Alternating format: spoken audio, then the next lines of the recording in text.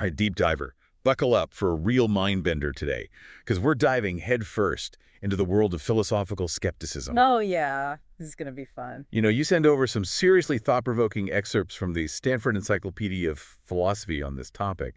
And, Specifically, the entry on skepticism. right, skepticism. And let me tell you, this stuff is, well, it's deep. It really is. I mean, when we talk about skepticism in this context, we're not talking about your everyday, like, not so sure about that kind of doubt. We're talking about, like, really questioning whether we can truly know anything about the world around us, you know? Okay, so right off the bat, we're already in the deep end. Absolutely. The entry talks about two main types of skepticism. Can you break those down for us? Yeah, for sure. So first we got this distinction between, like, ordinary skepticism and philosophical skepticism. Ordinary skepticism is something we all kind of do, right, in our daily lives. It's about doubting specific claims when the evidence just seems kind of shaky. Right. Like, you know, if someone tells you they saw Bigfoot, you Yeah. might be a little skeptical. Right. Yeah. Unless they had some pretty convincing video footage, I'd be like, I don't know about that. Right, exactly. So ordinary skepticism is like questioning things when we just don't have good reason to believe them. Yeah. Okay, what about philosophical skepticism? That sounds a bit more intense. It is. Philosophical skepticism takes that doubt, you know, like to a whole other level. It's not just about questioning those specific claims. This is about doubting entire categories of knowledge. It really challenges the very foundations of what we think we know. Whoa. Okay, so instead of asking like, did I leave my keys in the kitchen? Right. We're asking, do I even have keys? Or a kitchen, for that matter. Like, is that the kind of territory we're talking about? Exactly, yeah. Philosophical skepticism asks, can we truly know anything about the external world, about other minds, even about our own past experiences? You know, it forces us to confront the possibility that our beliefs might be totally wrong. Oh, okay, that's a wild thought. It is a bit trippy. It's not just about whether our beliefs are true, but Yeah, whether we have, like, good enough reasons, justification for those beliefs. absolutely. You know, in philosophy, knowledge is often understood as like justified true belief. Okay.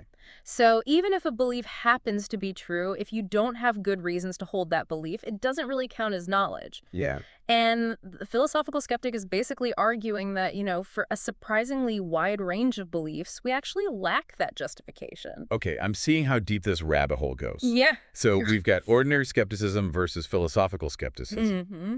But there are different flavors, right, of philosophical Yeah. skepticism. Something about, like, Cartesian and Pyrrhonian skepticism. Yeah, you got it. Those are two big schools of thought within philosophical skepticism, each kind of named after, you know, the influential figures that really shaped those traditions. Cartesian skepticism, as you might have guessed, gets its name from René Descartes, the 17th century French philosopher. He's famous for that, I think, therefore I am argument.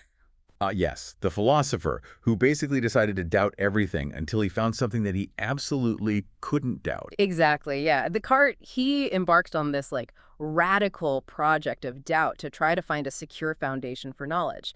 And while Cartesian skeptics, you know, they might doubt the existence of the external world or the reliability of our senses, they typically hold on to that belief in their own minds, their own thoughts. They kind of see that inner realm as like more certain than the outside world. So they're like, hey, even if everything I'm perceiving is just an illusion, at least I know I'm experiencing something. Yeah, that's a good way to put it. Cogito ergo sum, right? There you go. Now, Pyrrhonian skepticism, named after the ancient Greek philosopher Pyrrho of Elis, they take skepticism even further. Pyrrhonian skeptics advocate for suspending judgment on all matters, not just those related to the external world. Hold on. Suspending judgment on everything. That seems like a recipe for, like, complete inaction. Right. How can you even function if you're constantly doubting every single thought that enters your head? Yeah, it's a common reaction. It might seem a little counterintuitive, but Pyrrhonian skeptics actually argue that suspending judgment leads not to paralysis, but to a kind of tranquility, a peace of mind. Okay. By letting go of that need to have like definitive answers to every question, they claim to achieve a kind of mental peace, a calmness. So it's less about, like, arriving at some ultimate truth Yeah, and more about, like, finding inner peace by just embracing uncertainty. that's one way to interpret it, yeah. Pyrrhonian skeptics often point out that for any belief you hold, there's always going to be like a counter argument, another perspective, that throws that belief into question, right? And rather than getting caught up in these endless debates, they choose to step back and just withhold judgment. Okay, so we've got our two main contenders here. Mm-hmm. Cartesian skepticism, which Yeah. is focused on finding that secure foundation for knowledge, Yeah. and Pyrrhonian skepticism, which is advocating for that kind of radical suspension judgment on everything. And both of these traditions, I mean, they're based on some pretty powerful arguments, right? They are. One particularly influential argument is known as the closure principle argument.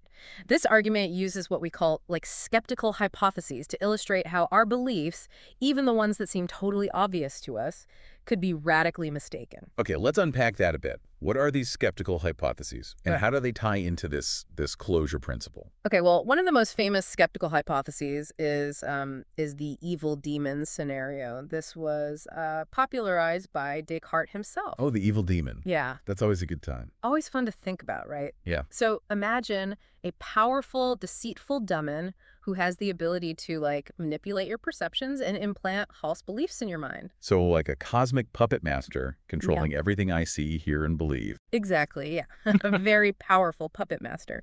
Now, the closure principle states that if you're justified in believing something, let's call it Proposition A, and Proposition A logically leads to another proposition, Proposition B, then you're also justified in believing Proposition B. Okay, I think I'm following. So if I'm justified in believing that I'm holding a coffee cup, Yeah.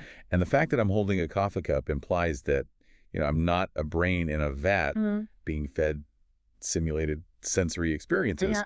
then I'm also justified in believing I'm not a brain in a vat. You got it. Okay. But here's the twist. The skeptic uses the evil demon hypothesis to kind of challenge that line of reasoning.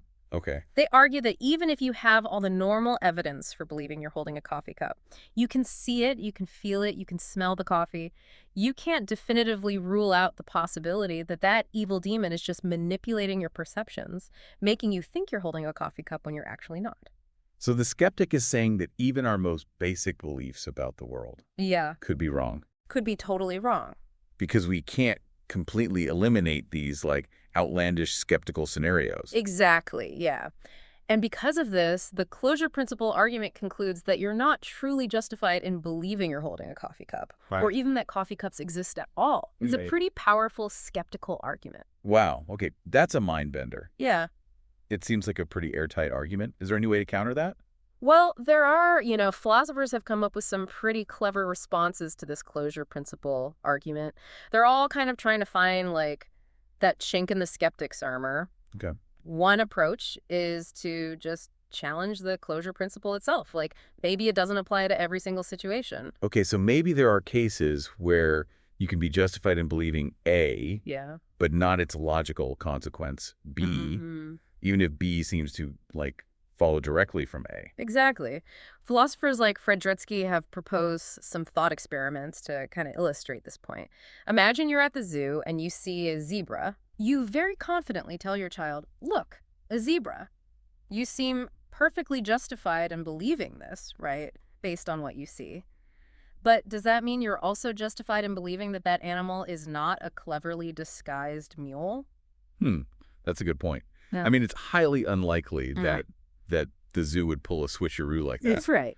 But, I mean, you can't completely rule out the possibility. I can't. It's possible. However remote. Exactly. And this thought experiment suggests that maybe the evidence for believing something doesn't automatically transfer to all of its logical entailments, especially when those entailments involve increasingly specific or outlandish claims. Okay, so that's one way to kind of push back against the skeptic's argument. Yeah. Question the universality of the closure principle. What are some other strategies that philosophers have kind of employed? Yeah. Yeah. Another intriguing response comes from Robert Nozick and his tracking theory of knowledge. This theory argues that our beliefs don't need to be sensitive to all possible counter evidence to count as knowledge. Wait, hold on. Are you saying it's okay to have, some blind spots in our knowledge as long as our beliefs generally, line up with the way the world actually is? That's a good way to put it, yeah. Nozick argues that what really matters is whether our beliefs track the truth. So if something's true, we believe it, and if it's false, we don't believe it. This tracking relationship, that's what really matters, even if we can't rule out, every conceivable skeptical scenario. So it's not about achieving this kind of like absolute certainty. Yeah. It's about having beliefs that are generally reliable, responsive to the way things are. Exactly, yeah. It's about having that good connection to the truth. Nozick uses a thought experiment involving a glass of lemonade to illustrate this point. Well, Imagine you leave a glass of like ice-cold lemonade outside on a really hot day, scorching hot. yep. You go inside for a bit, and when you come back out, you believe that that lemonade is no longer ice cold. Right. This belief seems perfectly justified, even though you haven't been like constantly monitoring the lemonade, making sure that nothing weird happened that somehow kept it cold. Right. I mean, it's possible that some like freak gust of wind blew a giant ice cube into the glass. Right. Or maybe a passing spaceship beamed a cooling ray onto it. But those scenarios are so improbable that it doesn't really undermine my justification for believing, hey, that lemonade is probably warmed up. Exactly, yeah. Nozick's using this example to argue that demanding absolute sensitivity to all possible counter-evidence just sets the bar for knowledge way too high. Yeah. He's basically saying that we can have justified beliefs even if we can't rule out every crazy, outlandish possibility. Okay, I see how Nozick's tracking theory could really weaken that skeptic's grip, you know.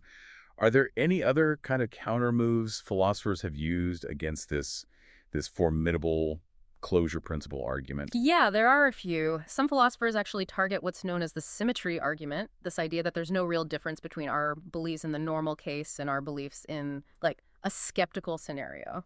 They argue that there is an asymmetry, particularly when it comes to the truth condition of knowledge. Yeah. A true belief is fundamentally different from a false one, even if the evidence supporting them might seem the same. Okay. This difference, they say, kind of weakens the skeptic's claim that we can't know anything because we could always be mistaken. Interesting.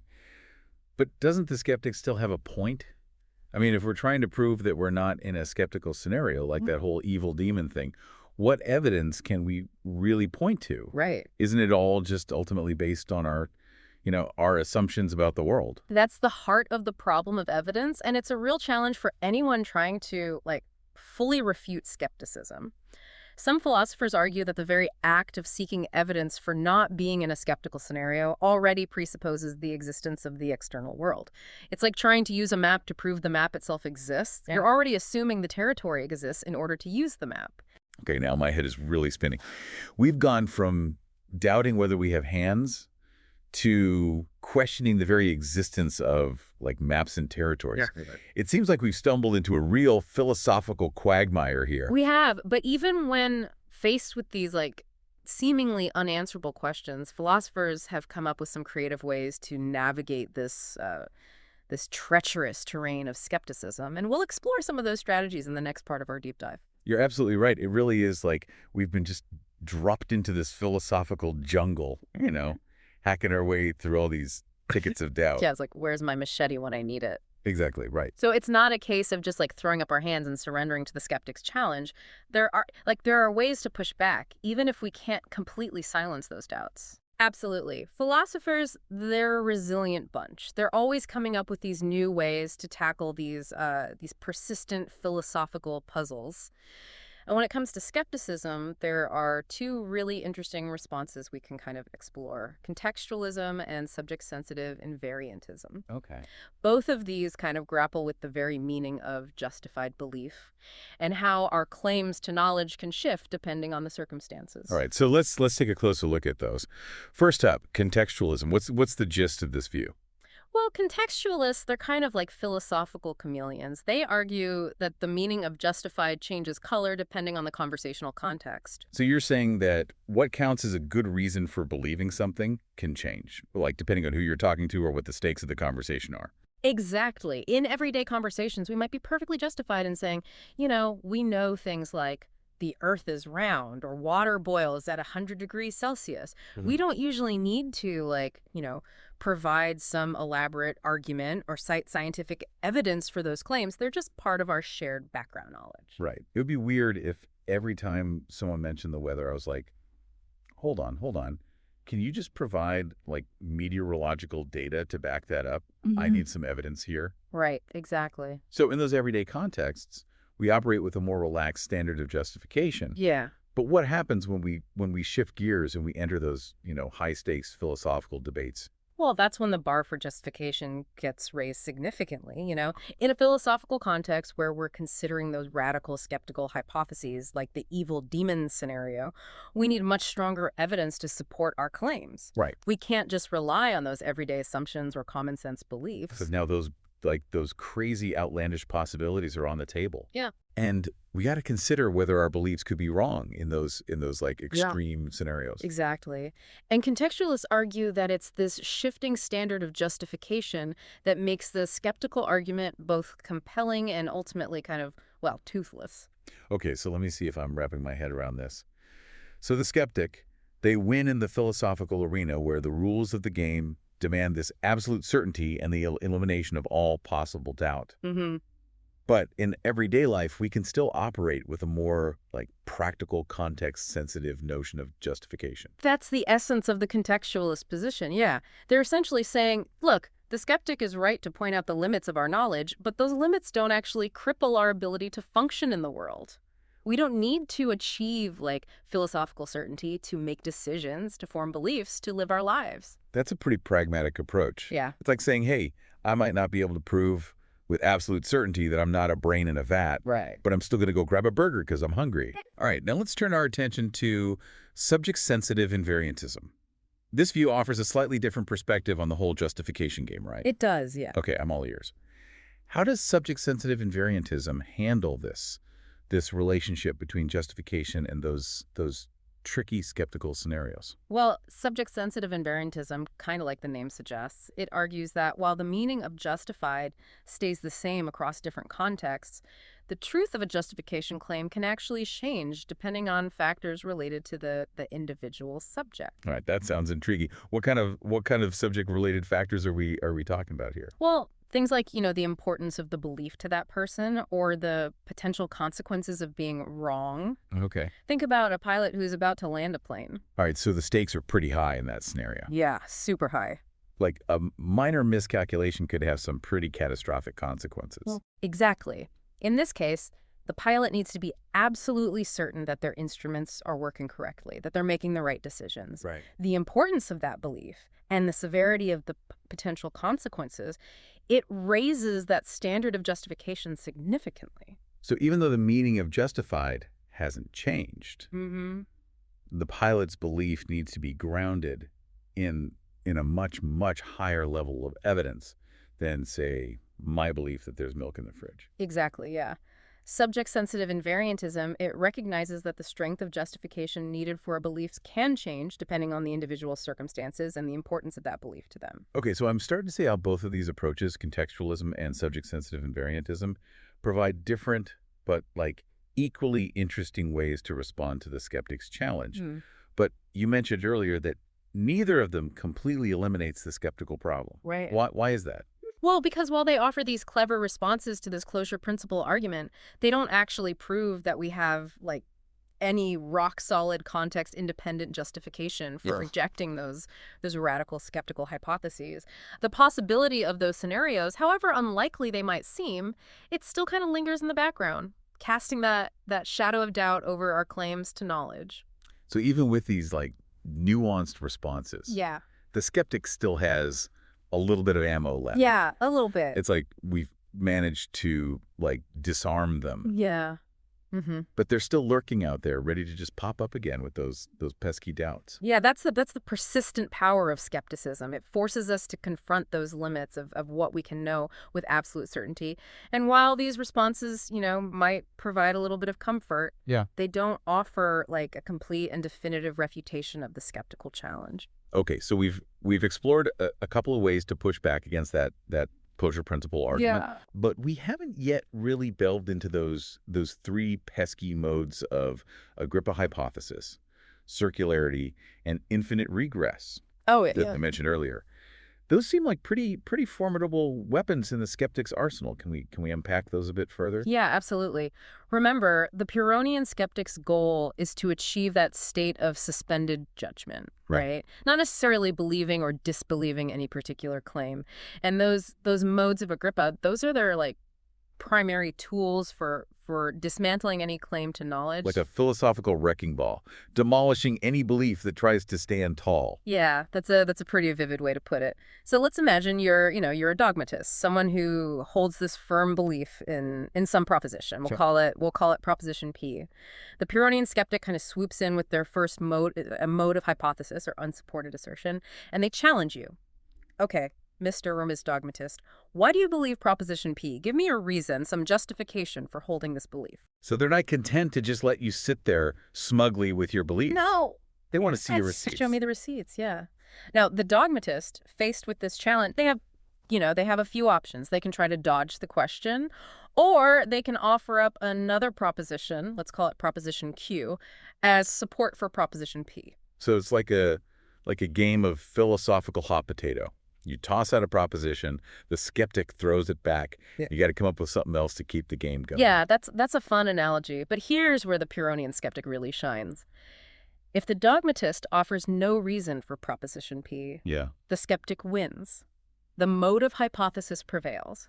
No justification, no belief. Okay, score 1 for Team Skeptic. Right. But what if the dogmatist tries to use proposition P itself as justification? Like saying, I believe proposition P because it's true. Then the skeptic unleashes the mode of circularity. They point out that a belief can't possibly justify itself. That's like saying, this house is standing because it's supported by its own roof. It's a recipe for collapse. Circular reasoning. Yeah. Classic philosophical fallacy. Hmm. Okay, so that strategy is out the window. What if the dogmatist gets clever and brings in a whole new proposition Q, to support proposition P? Then the game gets even more interesting. The skeptic, relentless as ever, simply shifts their focus to proposition Q. All right, Mr. or Ms. Dogmatist, now justify this new belief. Why should we accept proposition Q? And the whole process starts again. So it's like an intellectual game of whack-a-mole. The skeptic just keeps popping up, challenging every belief the dogmatist tries to put forth. Exactly. And the beauty of this strategy is that it can continue indefinitely, right? If the dogmatist keeps offering new propositions, the skeptic just keeps demanding justification. And eventually, one of three things has got to happen. Let me guess. Either the dogmatist runs out of justifications, Yep. they start repeating themselves, or they just end up in this endless chain of justifications with no solid foundation in sight. You nailed it. That's the heart of Agrippa's trilemma. And it's a really powerful argument for Pyrrhonian skepticism. It demonstrates how any attempt to justify a belief can just lead to one of these unsatisfying endpoints. Okay, I'm starting to get a sense of the Pyrrhonian strategy. They're not necessarily saying that no belief is true, just that no belief can be ultimately justified, like in a way that satisfies their rigorous demands. Yeah, that's a subtle but crucial distinction. The Pyrrhonian skeptic's goal isn't to, demolish all beliefs. It's more to expose that kind of shaky ground upon which even our most cherished convictions stand. They want us to recognize those limits of our knowledge and approach the world with a sense of, humility and open-mindedness. And I'm really curious to hear how philosophers have responded to this trilemma. It seems like it's a formidable challenge to any belief system. Where do we even begin to push back against this kind of radical doubt? Yeah, it's a big question, right? Well, in the face of Agrippa's trilemma, philosophers have, they've come up with some really fascinating strategies. Okay. Each kind of attempting to carve out a space for justified belief amidst, this swirling vortex of skepticism. Think of these responses as different ways of addressing those seemingly inescapable prongs of the trilemma. Okay, so each philosophical countermove targets a specific part of that skeptic's logic. Yeah, exactly. Okay, let's take these one by one. What's our first line of defense against this skeptical onslaught? All right, first up, we have the foundationalists. These are the folks who believe that there are basic justified belief that don't require other beliefs for their justification. They argue that these foundational beliefs, they form like the bedrock upon which we can construct a sturdy structure of knowledge. So they're saying there's a starting point, like a ground level where we can plant our flag and say, okay, this we know for sure, no need to dig any deeper or provide any further support for these beliefs. Exactly, yeah. Foundationalists believe that these basic beliefs, they provide those non-circular, non-infinite starting points for our chains of reasoning. Okay. Of course, they still have to address that skeptic's challenge, right? Right. If these beliefs aren't justified by other beliefs, then what does justify them? What gives them that foundational status? Right. They can't just pull these foundational beliefs out of thin air. Right. What's their answer to that question? Where do they find that bedrock certainty? Well, a lot of foundationalists, they point to experience as the ultimate justifier. They argue that our direct sensory encounters with the world, they provide the raw material for those foundational beliefs. Think about the simple belief that there's a red apple in front of you. Okay. Right. So the very experience of seeing the apple, the redness hitting my eyeballs, Yeah. that's what gives me justification for believing the apple is there. Mm-hmm. I don't need to appeal to any other beliefs or theories to support that claim. That's the basic idea, yeah. Now, within foundationalism, there's this lively debate about what kinds of beliefs are directly justified by experience. Traditional foundationalists, like the old school purists, Yeah. they argue that we can only be certain about our own subjective experiences, like I'm having a sensation of redness. They're a bit hesitant to make any bold claims about the external world, based solely on those subjective experiences. So it's like saying, I know I'm experiencing redness, but I can't be totally sure that there's an actual red apple out there causing that experience. Right, exactly. Maybe it's just like a figment of my imagination or a clever illusion conjured up by that pesky evil demon. Right, exactly. That's that traditional cautious view. But then you have moderate foundationalists, the more adventurous types. They're willing to go a bit further. They think experience can justify beliefs about the external world, directly. So in that apple example, they would say, yep, the experience of seeing the apple does justify the belief that there's a red apple in front of me. They trust their senses to give them accurate information about the world. Okay, so traditional foundationalists are sticking to that inner realm of subjective experiences. Yeah. While moderate foundationalists are willing to venture out into the external world armed with their trusty senses. Exactly. It sounds like there's a lot of room for disagreement within foundationalism itself. There is. And that's not the only point of contention either. Foundationalists also disagree about how those basic beliefs are connected to the ones that are kind of derived from them. Yeah. Some, known as deductivists, they insist that that connection must be strictly logical, like a deductive proof, Okay. where the truth of the premises guarantees the truth of the conclusion.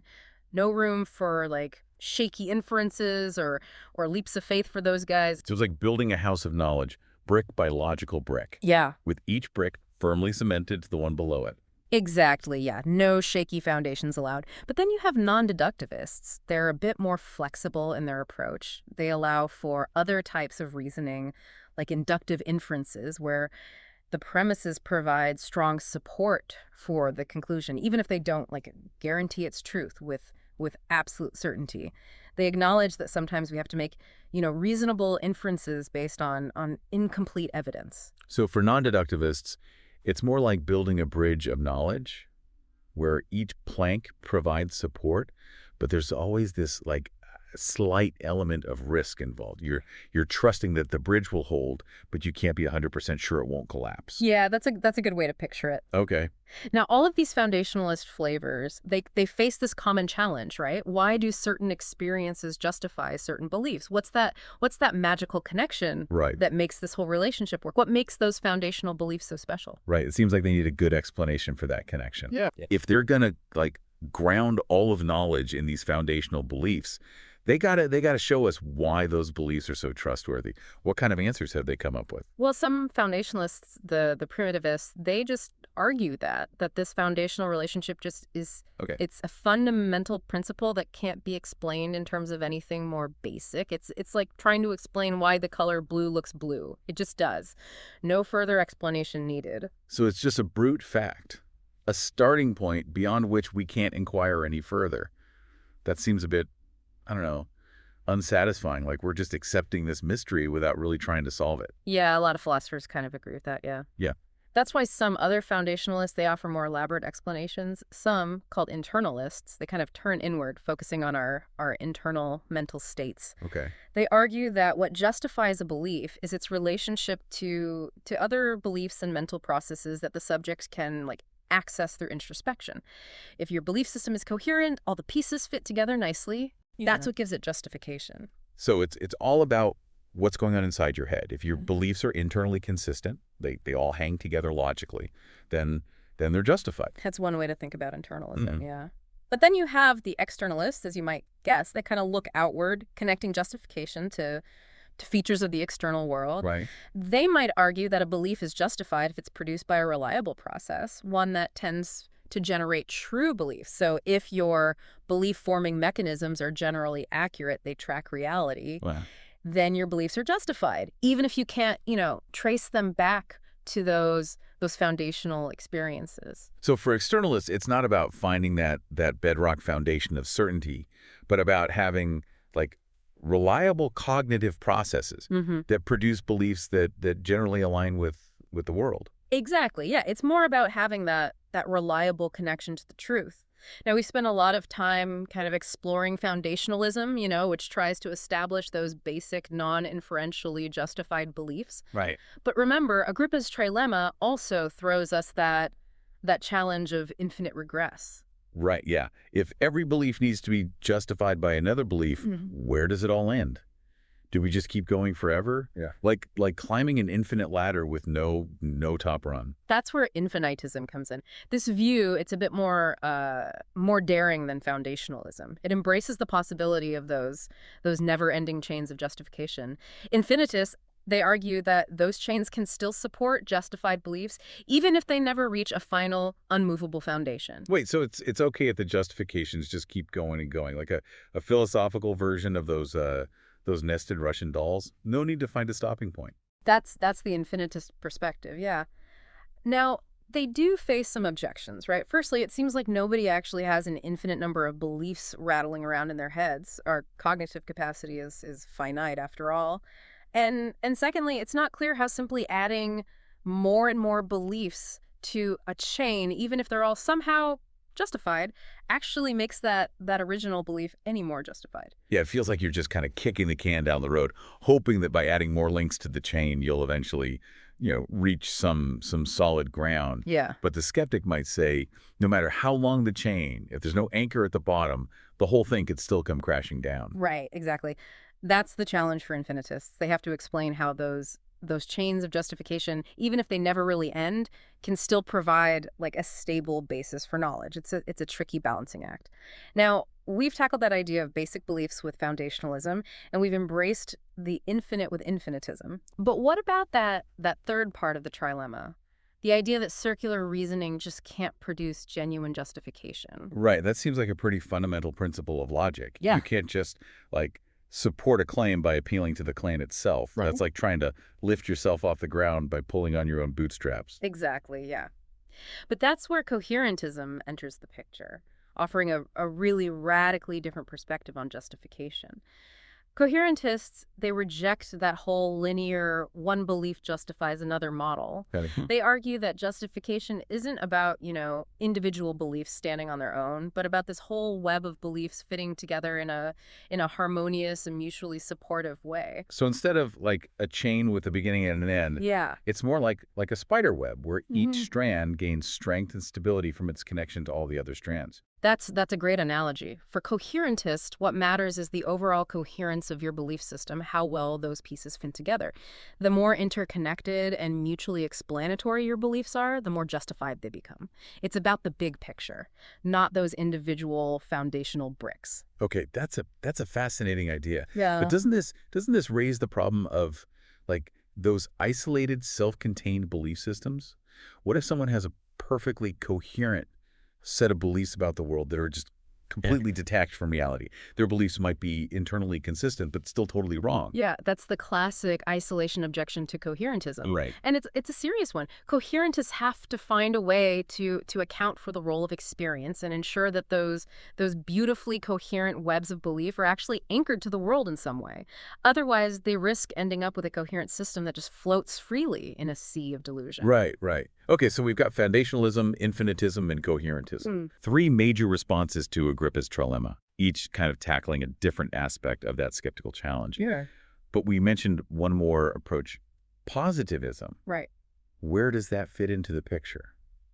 Well, Positivism, like foundationalism, it argues that those chains of justification, they got to stop somewhere. But instead of appealing to basic beliefs justified by experience, positivists say those chains just terminate in beliefs that are simply posited, accepted without further justification. So they're kind of like the axioms in mathematics, those Mhm. starting assumptions that you just have to take for granted to get the whole system going. Yeah, No need to prove them or provide any further support. exactly. Now, positivism comes in different flavors, right? Relativistic positivists, drawing on the ideas of Wittgenstein, they suggest that what counts as a posit can actually change over time and across cultures. Okay. So a belief that was once considered like unquestionable might later require justification as our understanding of the world kind of But evolves. what's a foundational belief for one society might be like open to doubt and debate in another? Yeah. Our givens aren't necessarily given forever. Right, exactly. That's the relativistic view. But then you have non-relativistic positivists. They think there are some beliefs that are just like fundamentally necessary for any rational inquiry to even take place. These Okay. beliefs, like the belief that we're not being systematically deceived by an evil demon, Right. they're so basic that they can't be justified by anything else. They're those starting assumptions that make any other kind of knowledge possible. Okay, so positivism posits these foundational Yeah. beliefs. Yeah. But it still has to explain why those particular beliefs get that special status. Mm-hmm. What makes them so fundamental that we can just accept them without further proof? Yeah, that's the ongoing challenge for positivists. They have to convince us that these positive beliefs aren't just arbitrary or convenient assumptions, but have some deeper grounding that makes them worthy of acceptance without further proof. It's like saying these are the rules of the game and we just got to accept them if we want to play, but Yeah. they need to give us a good reason to play by those particular rules. Wow, what an incredible journey through this labyrinth of skepticism. Yeah. We've explored the arguments, the counter arguments, Yeah. the different schools of thought. My head is buzzing with all these philosophical ideas. Yeah, it's a lot to take in. It's like we've taken a crash course in epistemology, the study of knowledge. We had our So, listener, where do you stand after this deep dive into skepticism? Are you swayed by the skeptic's arguments, or do you find yourself kind of siding with one of these responses? Do you think we can truly know anything about the world, or are we forever trapped in this web of uncertainty? Food for thought as you go about your day. And remember, always be on the lookout for those cleverly disguised mules. You never know what skeptical surprises might be lurking around the corner.